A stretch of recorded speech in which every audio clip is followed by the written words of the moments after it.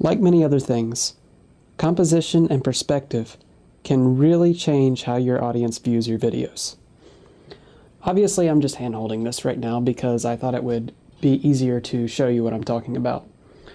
When I'm talking about composition, I'm basically just talking about where I am or where you are in the frame of your video. When I'm talking about perspective, I'm talking about where the camera is in relationship to you, whether it's the front, the sides, wherever. The ideas are pretty basic. You just want your video to look natural and aesthetically pleasing.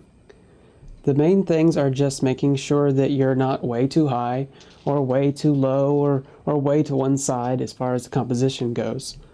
So you say, simple, let's just get it all centered. The problem with that is that it tends to look kind of boring.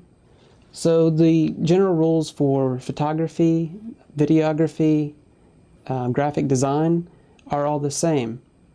It's called the rule of thirds.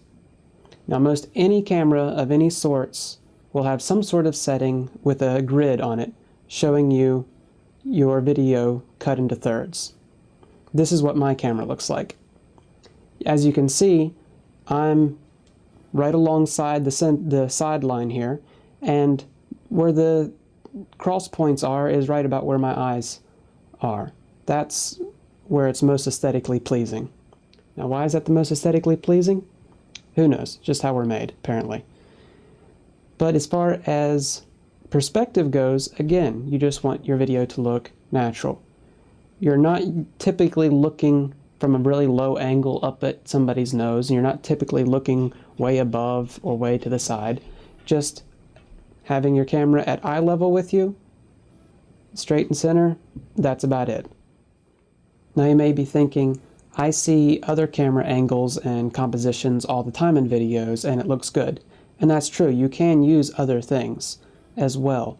But for your main camera, it's usually best to have something simple and natural looking to start with. Make sure you can get that, have that as a baseline that you can always come back to. And then you can start working with other camera angles and compositions.